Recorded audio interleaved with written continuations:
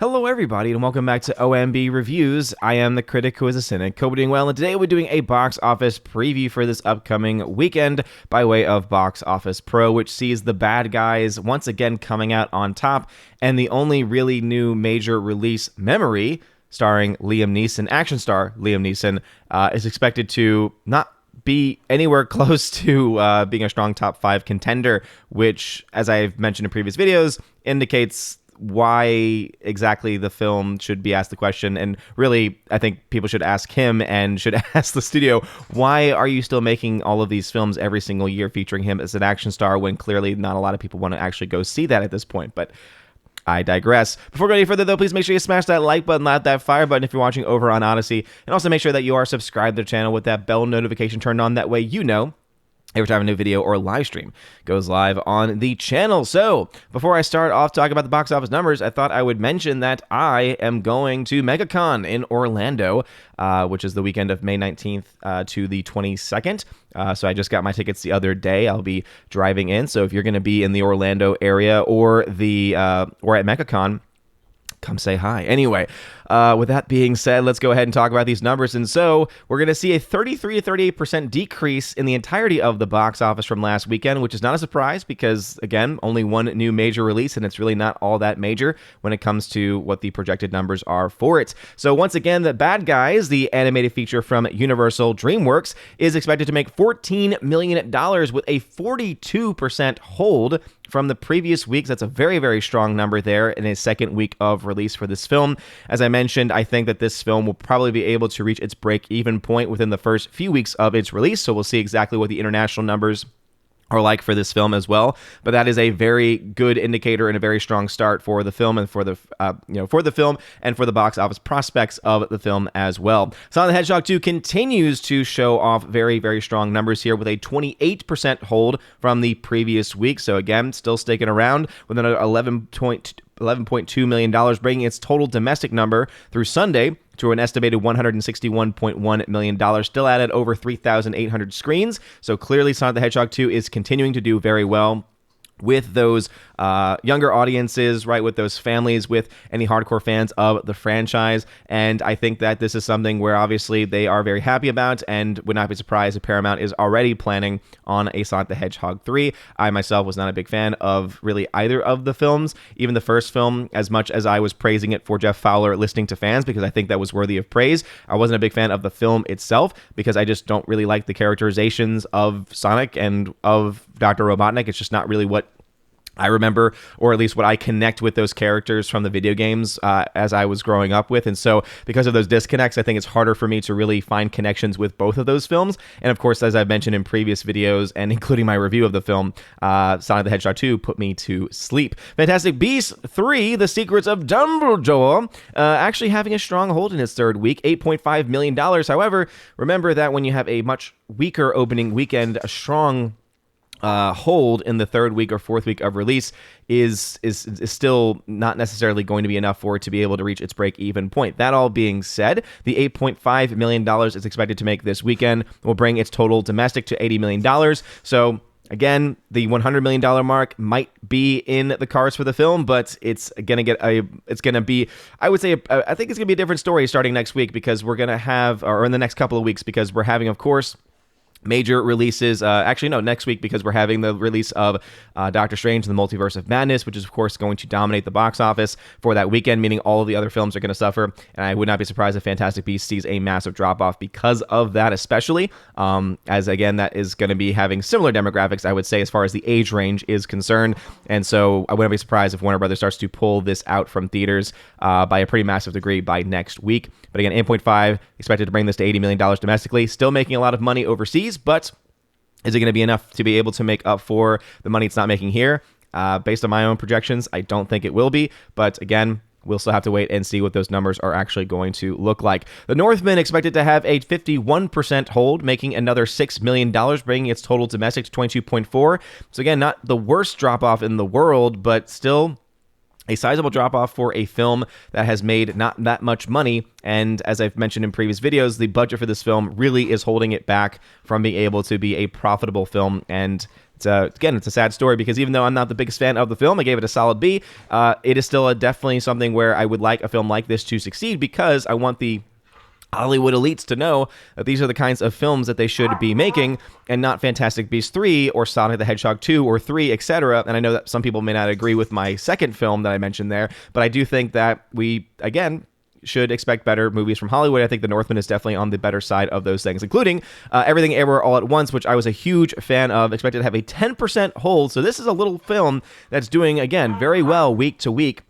The question is, will it be able to continue this hold? Will A24 continue to keep it in theaters if it continues to have this kind of a hold from week on to week? And will it be able to make enough money to break even? Again, that's a very big question. And I know that some people don't like when I mention that as far as breaking even is concerned, but it is important because if you don't recoup your investment, that's a pretty bad sign for the studio, but it's also a pretty bad sign for your film because it means films like it, maybe not, again, sequels or prequels, but films like it, are not as likely to be able to be made in the future because if a studio does not see any financial gain in it, why would they put their money into the project? Why would they care about producing or distributing the product if it's not going to make them anything in return? And so that's the reason why it is so very important. See my last video where I talk about why The Northman and The Northman specifically making money is such an important concept in general. The unbearable weight of massive talent. Still can't quite say it. Notice how I have not gotten to the only new release yet. It's expected to make $3.7 million, or 48% hold from its previous week. I'm going to go see this film tonight,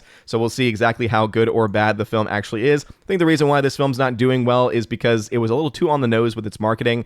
Again, it's a meme movie, basically. It's a meme movie, and this is a kind of film that you would think would be able to bring a lot of people out just to have fun with it. Nicolas Cage fans, people who are fans of Nicolas Cage memes and videos, etc. But clearly they were a little bit too much on the nose. People probably said, I saw the trailer and that was good enough for me. So I'll go ahead and report back tonight. So you expect a review on the channel sometime this evening once I get out of the theater about whether this film is worth going to see in theaters at all. And then we finally get to the one new release this week, really in a dead weekend because obviously everything is kind of building up towards the release of Doctor Strange next weekend. But the film Memory from Briarcliff Open Roads Films, which has been working almost exclusively, it seems, at least that's the perception, with Liam Neeson for his action films. This one also seems to be borrowing at least part of its plot from a previous Liam Neeson film, which was Unknown. And it was, I think, previously the full title was like Unknown White Male, but it was ended up being shortened to Unknown. So he continues to make these films, and I don't quite understand exactly who they're for. In its opening weekend, it's expected to make $3.5 million, and based off of what the likely budget for the film is, I don't see how this film makes any money. So I don't understand why they continue to make films like this, spending, even if it's $30 to $40 million on the projects. They need to make close to $100 million worldwide to break even, and many of these films aren't even getting close to that. So I don't quite understand that budgetary strategy, but maybe they're seeing something that I'm not. Maybe you're seeing something that I'm not. Let me know if you can explain why they keep on making films like this and if maybe there's an end in sight for it. Then you also have The Lost City with a 10% hold for another $3 million. But again, this is getting towards the end of its run there. Father Stu, $1.8 million, 22% hold. So again, very strong hold there, but we don't have a budget yet for the film. And then Ambulance is dropping out of a lot of theaters, so it's going to be at 1,500 theaters, $1.3 million, a 28% hold from the previous week. But as I mentioned previously, even though the budget for the film was only $40 million, it's really just not making enough anywhere to be able to actually break even. And I'll go ahead and try and see if there's actually been an update to Father Stu for us to be able to look at a budget. Nope.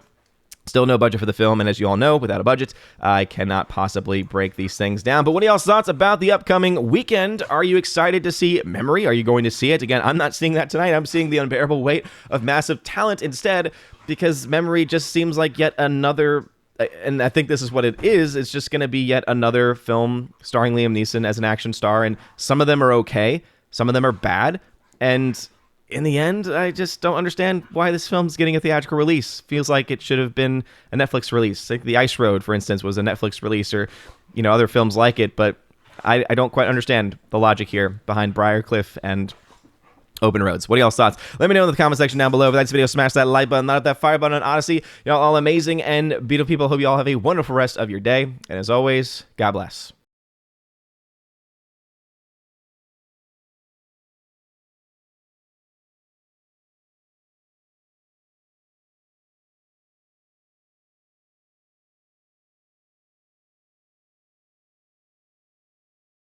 And now for a huge shout out to all of my April Patreon, Subscribe Star, and Locals members. Starting off with Patreon with Animation Commentator, Brandon, let's go Brandon, Brian P., Christopher Bowman, Father Christopher Miller, Hail to you, Father, Father Damian Cook, Garrett Searles, Harold Francis, Hymir Ari Hymeson, Inflamed Wood, Jacob from Holland, Jeff Toon, Joe Horn, Jonathan Carney, Gomer Kyle 79, Laura, the Modern Major General Story, Mike Jackson, Mad Mitch Dunaway, Mondo Spieler, Mr. Peabody, On to June, Orange Hat Reviews, Priscilla Hall, Rosella Allen, Stan Andrian, Miss Martin Muses, Theodore Bendon, Tina Bojan, and Tina B., the Empress of the Universe. Thank you very much for supporting me over on Patreon. And also to my Subscribe Star peeps, Matt317, Storm Tracker, The R, Fast Reaction,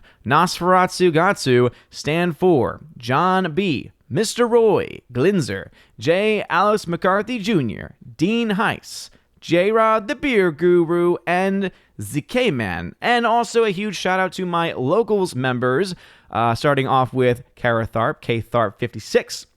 Also, UAB, Mad Dog, Mike Jackson, Robert Barnes, and also a huge support as well to Brett D90. Thank you very much for supporting me over on Locals. And I want to add a shout out for my newest Patreon member, One-Eyed Jack.